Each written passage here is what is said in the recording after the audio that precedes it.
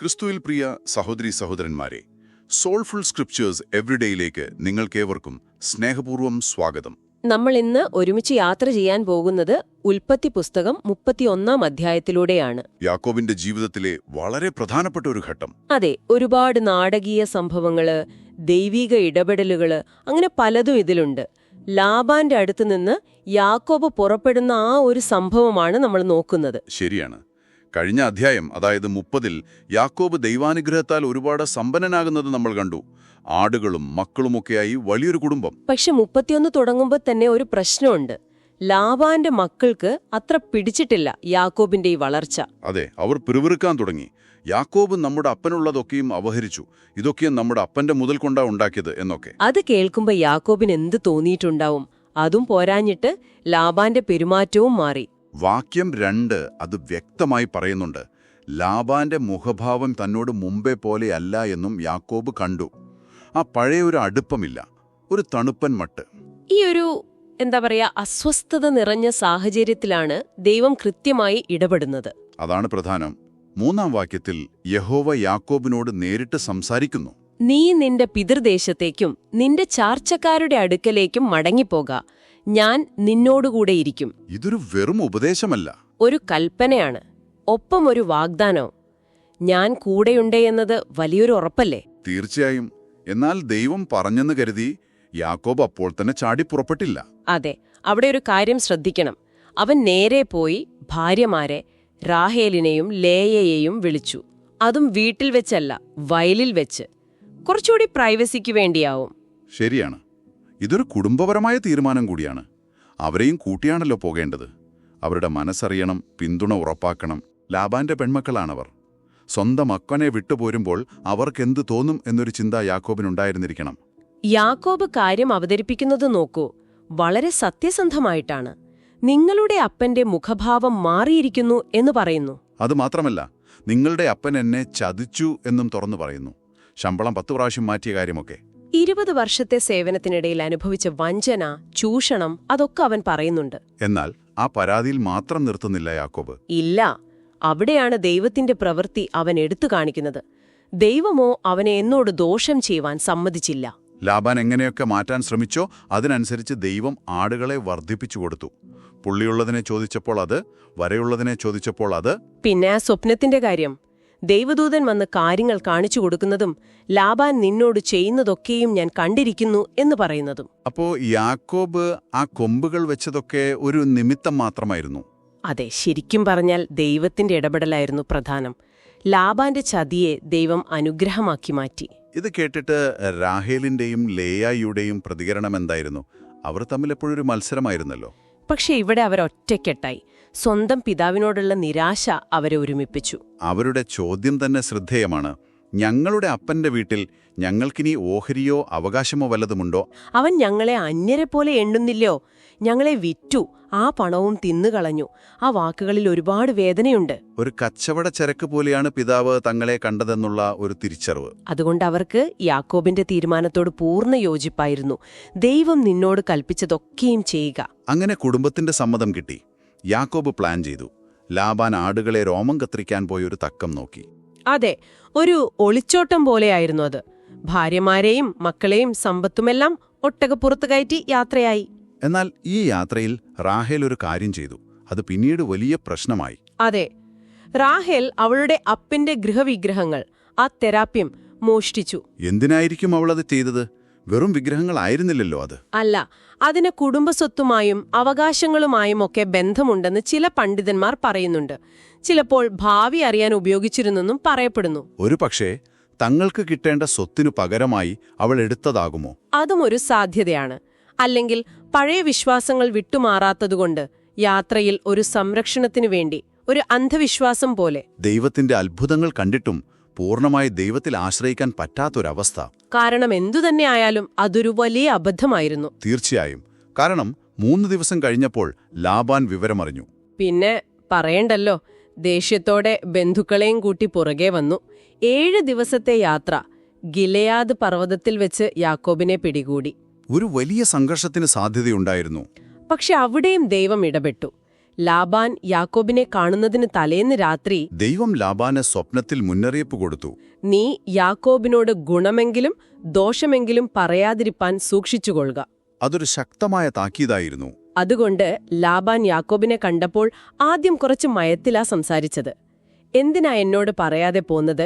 എന്റെ മക്കളെയും പേരക്കുട്ടികളെയും ഒന്ന് യാത്ര അയക്കാൻ പോലും എനിക്ക് അവസരം തന്നില്ലല്ലോ. അതെ, ഒരു സ്നേഹപ്രകടനം പോലെ. പക്ഷെ യഥാർത്ഥ വിഷയം അതായിരുന്നില്ല. അത് പിന്നാലെ വന്നു. നീ എന്റെ ദേവന്മാരെ മോഷ്ടിച്ചതെന്തിന്? അപ്പോഴാണ് റാഹേലിന്റെ മോഷണം പ്രശ്നമാകുന്നത്. യാക്കോബിന് ഇതേക്കുറിച്ചൊന്നും അറിയില്ലായിരുന്നു. അതെ, അതുകൊണ്ട് അവൻ വളരെ ധൈര്യത്തോടെ, ഒരു പക്ഷേ അവിവേകത്തോടെ ഒരു വാക്ക് പറഞ്ഞു. ആരുടെ പക്കൽ നീ നിന്റെ ഗേവന്മാരെ കാണുന്നുവോ അവൻ ജീവനോടിരിക്കരുത്. സ്വന്തം ഭാര്യയുടെ കാര്യമാണ് പറയുന്നതെന്ന് യാക്കോബ് അറിഞ്ഞില്ല. എത്ര അപകടം പിടിച്ച ഒരു സ്റ്റേറ്റ്മെന്റ്. ലാബാൻ പിന്നെ തിരച്ചിൽ തുടങ്ങി. ഓരോ കൂടാരത്തിലും കയറിയിറങ്ങി. ലേയുടെ, ദാസിമാരുടെ, അവസാനം റാഹേലിന്റെ കൂടാരത്തിൽ. റാഹേൽ അപ്പോഴേക്കും ആ വിഗ്രഹങ്ങൾ ഒട്ടകക്കോപ്പിനടിയിൽ വെച്ച് അതിന്റെ മുകളിൽ ഇരിപ്പുറപ്പിച്ചിരുന്നു. എന്നിട്ട് എനിക്ക് സ്ത്രീകളുടെ പതിവുണ്ട്, എഴുന്നേൽക്കാൻ വയ്യ എന്നു പറഞ്ഞ അവിടെ തന്നെ ഇരുന്നു. ലാബാൻ അവിടെയൊക്കെ നോക്കി, പക്ഷെ വിഗ്രഹങ്ങൾ കണ്ടെത്താനായില്ല. വിഗ്രഹങ്ങൾ കിട്ടാതെ ലാബാൻ നിന്നപ്പോഴാണ് യാക്കോബിന്റെ നിയന്ത്രണം വിട്ടത്. അതെ, അതുവരെ സഹിച്ചതെല്ലാം യാക്കോബ് അങ്ങ് പറഞ്ഞു. 20 വർഷത്തെ കഷ്ടപ്പാട്, വഞ്ചന, അതൊരു പൊട്ടിത്തെറിയായിരുന്നു. ഈ 20 സംവത്സരം ഞാൻ നിന്നോടുകൂടെ പാർത്തുവല്ലോ. നിന്റെ ആടുകളെ ഞാൻ തിന്നിട്ടില്ല. കീറിപ്പോയതിനെ ഞാൻ ഉത്തരം പറഞ്ഞു. പകൽ വെയിലും രാത്രിയിൽ ഹിമവും എന്നെ ബാധിച്ചു. ഉറക്കമെന്റെ കണ്ണിനില്ലാതെ പോയി. അവൻ ദൈവത്തിന്റെ വിശ്വസ്തത വീണ്ടും എടുത്തു പറഞ്ഞു. എന്റെ പിതാവിന്റെ ദൈവം എന്റെ പക്ഷത്തില്ലായിരുന്നുവെങ്കിൽ നീ ഇപ്പോൾ എന്നെ വെറും കൈയായി അയച്ചുകളയുമായിരുന്നു. ദൈവം എന്റെ കഷ്ടത കണ്ടു. ഇത് കേട്ടപ്പോൾ ലാബാനും ഒരുപക്ഷെ ദൈവം കൊടുത്ത സ്വപ്നത്തിന്റെ ഓർമ്മയിലും അല്പമടങ്ങി. എന്നിട്ടൊരു സമാധാന ഉടമ്പടിക്ക് മുൻകൈയെടുത്തു. വാ, നമുക്കൊരു ഉടമ്പടി ഉണ്ടാക്കാം. അവർ കല്ലുകൾ കൂട്ടി ഒരു തൂണുണ്ടാക്കി. അതിന് സാക്ഷ്യമെന്നർത്ഥത്തിൽ യാക്കോബ് ഗലദെന്നും ലാബാൻ അരമായ ഭാഷയിൽ യഗർ സഹദൂത എന്നും പേരിട്ടു.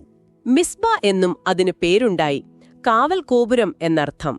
ലാബാൻ പറഞ്ഞത്, നമ്മൾ തമ്മിൽ അകന്നിരിക്കുമ്പോൾ യഹോവ എനിക്കും നിനക്കും നടുവേ കാവലായിരിക്കട്ടെ എന്നാണ്. അതൊരു അതിർത്തി പോലെയായിരുന്നു. പക്ഷേ അതിലൊരു വിശ്വാസക്കുറവിന്റെ നിഴലുമുണ്ട്. എന്റെ മക്കളെ ഉപദ്രവിക്കരുത്, വേറെ ഭാര്യമാരെ എടുക്കരുത് എന്നൊക്കെ പറയുമ്പോൾ. ശരിയാണ്. എന്നാലും ഒരു വലിയ വഴക്കൊഴിവാക്കി ഒരു ഉടമ്പടിയിൽ അവരെത്തി. ഒരുമിച്ച് ഭക്ഷണം കഴിച്ചു, യാഗം കഴിച്ചു. പിറ്റേന്ന് ലാബാൻ എല്ലാവരെയും അനുഗ്രഹിച്ച് ചുംബിച്ച് മടങ്ങിപ്പോയി. ആ അധ്യായം അങ്ങനെ അവസാനിക്കുന്നു. പക്ഷേ യാക്കോബിന്റെ യാത്ര തുടരുകയാണ്. അവൻ മുന്നോട്ടു പോകുമ്പോൾ മഹനായിമിൽ വെച്ച് ദൈവത്തിന്റെ ദൂതന്മാർ അവനെ കാണുന്നു. മഹനായിം 2 സൈന്യം അല്ലെങ്കിൽ ദൈവത്തിന്റെ സൈന്യം എന്നൊക്കെ അർത്ഥം വരും. അതൊരു വലിയ ഉറപ്പും ധൈര്യവും യാക്കോബിന് നൽകിയിട്ടുണ്ടാകണം. താൻ തനിച്ചല്ല, സ്വർഗീയ സംരക്ഷണം തനിക്കുണ്ട് എന്നുള്ള ഉറപ്പ്. ഈ സംഭവം ഇന്നത്തെ നമ്മുടെ ജീവിതവുമായി എങ്ങനെ ബന്ധപ്പെടുത്താം? പലപ്പോഴും നമ്മുടെ ജീവിതത്തിലും ലാബാന്മാരുണ്ടാകില്ലേ? ഉണ്ടാകാം. ജോലിസ്ഥലത്ത് നമ്മളെ ചൂഷണം ചെയ്യുന്നവർ, കുടുംബത്തിൽ നമ്മുടെ നന്മയിൽ അസൂയപ്പെടുന്നവർ, വാക്ക് മാറുന്നവർ. അതെ, യാക്കോബിനെ പോലെ നമ്മളും ചിലപ്പോൾ അത്തരം സാഹചര്യങ്ങളിൽ നിന്ന് മാറാൻ മടിക്കും, മാറ്റത്തെ ഭയന്നിട്ട്. പരിചിതമായ വേദന സഹിച്ചാലും അറിയാത്ത ഒന്നിനെ നേരിടാനുള്ള പേടി. പക്ഷെ ദൈവം നമ്മളെയും വിളിക്കുന്നുണ്ട്, പുറത്തുവാ, മടങ്ങിപ്പോകുക എന്ന്. അത് ചിലപ്പോൾ ഒരു ജോലി മാറുന്നതാകാം, അനാരോഗ്യകരമായ ഒരു ബന്ധത്തിൽ നിന്ന് പുറത്തു വരുന്നതാകാം. റാഹേൽ ഒളിപ്പിച്ചുവെച്ച വിഗ്രഹങ്ങള്, അത് നമ്മൾ ദൈവത്തിന് പകരം ആശ്രയിക്കുന്ന മറ്റു കാര്യങ്ങളെ ഓർമ്മിപ്പിക്കുന്നു. നമ്മുടെ അന്ധവിശ്വാസങ്ങൾ, കഴിവിലുള്ള അമിത വിശ്വാസം, അല്ലെങ്കിൽ ചില ശീലങ്ങൾ. ശരിയാണ്. അവയെ തിരിച്ചറിഞ്ഞ് ഉപേക്ഷിക്കേണ്ടതിന്റെ ആവശ്യം ഇത് നമ്മെ ഓർമ്മിപ്പിക്കുന്നു. പിന്നെ ലാബാന്റെ ആ പിന്തുടരൽ. നമ്മളൊരു ശരിയായ മാറ്റത്തിന് ശ്രമിക്കുമ്പോൾ എതിർപ്പുകൾ വരാം. പഴയതിലേക്ക് വലിച്ചിഴക്കാൻ ആളുകളുണ്ടാകാം, കുറ്റപ്പെടുത്തലുകളുണ്ടാകാം. പക്ഷെ ദൈവം ലാബാനെ നിയന്ത്രിച്ചതുപോലെ ആ എതിർപ്പുകളെയും നിയന്ത്രിക്കാൻ ദൈവത്തിന് കഴിയുമെന്ന് നാം വിശ്വസിക്കണം. യാക്കോബ് അവസാനം സംസാരിച്ചതുപോലെ ചിലപ്പോൾ നമുക്കും നീതിക്ക് വേണ്ടി സംസാരിക്കേണ്ടി വരും, സഹിച്ച കാര്യങ്ങൾ പറയേണ്ടി വരും. അതേസമയം മിസ്പായിലെ പോലെ സമാധാനത്തിന്റെ അതിരുകൾ വയ്ക്കാനും പഠിക്കണം. ചിലപ്പോൾ പൂർണ്ണമായ യോജിപ്പ് സാധ്യമായിരിക്കാം, പക്ഷേ മുന്നോട്ടു പോകാൻ ഒരു അതിർവരമ്പ് ആവശ്യമായി വരും. എല്ലാറ്റിനുമുപരിയായി ഈ അധ്യായം നമ്മെ പഠിപ്പിക്കുന്നത് ദൈവത്തിന്റെ അത്ഭുതകരമായ കരുതലിനെക്കുറിച്ചാണ്. അതെ, പ്രതിസന്ധിയുടെ നടുവിൽ ദൈവം യാക്കോബിനോട് സംസാരിച്ചു, അവനെ നയിച്ചു, സംരക്ഷിച്ചു, ദൂതന്മാരെ അയച്ചു. നമ്മുടെ ജീവിതയാത്രകളിലും ആ ദൈവം കൂടെയുണ്ട്. അതുകൊണ്ട് പ്രിയപ്പെട്ടവരെ, നിങ്ങളിപ്പോൾ കടന്നുപോകുന്ന സാഹചര്യം ഒരു പദ്ദനരാം പോലെ കഠിനമാണെങ്കിൽ, അവിടെ വഞ്ചനയും അനീതിയും അനുഭവിക്കുന്നുണ്ടെങ്കിൽ ഓർക്കുക, യാക്കോബിന്റെ ദൈവം നിങ്ങളുടെയും ദൈവമാണ്. അവൻ നിങ്ങളുടെ കഷ്ടത കാണുന്നുണ്ട്. അവൻ നിങ്ങൾക്ക് വഴികാട്ടും, നിങ്ങളുടെ യാത്രയിൽ തുണയായുണ്ടാകും. ഭയങ്ങളെ വിശ്വാസമാക്കാനും പ്രതിസന്ധികളെ അവസരങ്ങളാക്കാനും നമ്മുടെ ദൈവത്തിന് കഴിയും. നമുക്കൊരു നിമിഷം പ്രാർത്ഥിക്കാം. സ്വർഗീയ പിതാവേ, ക്ഷീണിതനായ പ്രവാസിയുടെ ചുവടുകളെ നയിക്കുന്നവനെ, ചങ്ങലകൾ ഭാരമാകുമ്പോൾ എഴുന്നേറ്റു പോകുക എന്ന് മന്ത്രിക്കുന്നവനെ, ഞങ്ങളുടെ ജീവിതത്തിലെ പ്രതിസന്ധിയുടെയും വഞ്ചനയുടെയും പദ്ദൻ അരാമുകളിൽ ഞങ്ങളോടടുത്തു വരേണമേ. അനീതിയുടെ സ്ഥലങ്ങളിൽ ഞങ്ങൾ ആവശ്യമില്ലാതെ താമസിച്ചു പോയതിനും അങ്ങയുടെ വിളി കേൾക്കാതെ ഭയത്തിന് കീഴടങ്ങിയതിനും അങ്ങയിലുള്ള വിശ്വാസത്തിനു പകരം വ്യാജസുരക്ഷിതത്വത്തിന്റെ വിഗ്രഹങ്ങളിൽ ഞങ്ങൾ ആശ്രയിച്ചതിനും ഞങ്ങളോട് ക്ഷമിക്കണമേ. യാക്കോബിന്റെ കഷ്ടപ്പാട് കണ്ട് അങ്ങ് ഇടപെട്ടുവല്ലോ. ലാബാന്റെ കോപത്തെ നിയന്ത്രിക്കുകയും കരുണയുടെ അതിരുകൾ നിശ്ചയിക്കുകയും ചെയ്തതിനായി ഞങ്ങൾ അങ്ങേക്ക് നന്ദി പറയുന്നു. ഞങ്ങളുടെ ജീവിതത്തിലെ അനിശ്ചിതത്വത്തിന്റെ മലമ്പ്രദേശങ്ങളിൽ പോലും ഞങ്ങൾക്ക് ചുറ്റും പാളയമിറങ്ങാൻ അങ്ങയുടെ ദൂതന്മാരെ അയക്കുന്നതിനായി സ്തോത്രം. ഞങ്ങൾ വഞ്ചിക്കപ്പെട്ടിടത്ത് അങ്ങേക്ക് മാത്രം കഴിയുന്ന വിധത്തിൽ ഞങ്ങൾക്ക് നീതിയും നഷ്ടപരിഹാരവും നൽകണമേ. ഞങ്ങൾ മറ്റുള്ളവരുടെ സമാധാനമോ വിശ്വാസമോ വസ്തുക്കളോ മോഷ്ടിച്ചിട്ടുണ്ടെങ്കിൽ അത് ഞങ്ങൾക്ക് വെളിപ്പെടുത്തി തരികയും മാനസാന്തരത്തിലേക്ക് നയിക്കുകയും ചെയ്യണമേ. ധൈര്യത്തോടെ അനീതിയെ നേരിടാനും ജ്ഞാനത്തോടെ ബന്ധങ്ങളിൽ അതിരുകൾ വയ്ക്കാനും വിശ്വാസത്തോടെ ദൈവം കാണിച്ചു തരുന്ന പുതിയ പാതകളിലേക്ക് ഇറങ്ങിത്തിരിക്കാനും ഞങ്ങളെ പഠിപ്പിക്കണമേ. ഞങ്ങളുടെ ജീവിതത്തിലെ പരിവർത്തനത്തിന്റെ കാലഘട്ടങ്ങളിൽ പുതിയ ജോലികൾ, തകർന്ന ബന്ധങ്ങൾ, അജ്ഞാതമായ ഭാവിയുടെ വഴികൾ അങ്ങ് ഞങ്ങളുടെ മകനായും ഞങ്ങളുടെ ദൈവത്തിന്റെ പാളയമായിരിക്കണമേ. ഞങ്ങൾ തനിയെ ഓടിപ്പോവുകയല്ല, മറിച്ച് അങ്ങ് വാഗ്ദാനം ചെയ്ത അവകാശത്തിലേക്ക് അങ്ങേ പിന്തുടരുകയാണെന്ന് ഞങ്ങളെ ഓരോ നിമിഷവും ഓർമ്മിപ്പിക്കണമേ. ഭൂതകാലത്തെ അങ്ങയുടെ കരുണയുള്ള കരങ്ങളിൽ ഏൽപ്പിക്കാനും മുന്നിലുള്ളത് ശൂന്യതയല്ല, അങ്ങയുടെ വാഗ്ദാനങ്ങളും കരുതലുമാണെന്ന് വിശ്വസിച്ച് മുന്നോട്ടു പോകാനും ഞങ്ങളെ സഹായിക്കണമേ. സ്വർഗ്ഗത്തിന്റെ മഹത്വം വെടിഞ്ഞ് ഞങ്ങളെ തേടിയിറങ്ങി വന്നവനും ഞങ്ങൾക്കു വേണ്ടി സഹിച്ചവനും ഞങ്ങളെ നിത്യത എന്ന വീട്ടിലേക്ക് നയിക്കുന്നവനുമായ ഞങ്ങളുടെ കർത്താവും രക്ഷിതാവുമായ യേശുക്രിസ്തുവിന്റെ നാമത്തിൽ ഞങ്ങൾ പ്രാർത്ഥിക്കുന്നു. ആമേൻ. ആമേൻ. ഇന്നത്തെ ഈ വചനചിന്തകളിൽ ഞങ്ങളോടൊപ്പമായിരുന്ന നിങ്ങൾക്ക് ഓരോരുത്തർക്കും ഞങ്ങളുടെ സ്നേഹം അറിയിക്കുന്നു. ഞങ്ങളുടെ ഈ ബൈബിൾ പഠന പരമ്പര എല്ലാ ഞായറാഴ്ചകളിലും നിങ്ങൾക്ക് പ്രതീക്ഷിക്കാം. അടുത്ത ആഴ്ച ഉൽപ്പത്തി പുസ്തകത്തിലെ അടുത്ത അധ്യായവുമായി ഞങ്ങൾ വീണ്ടും വരാം.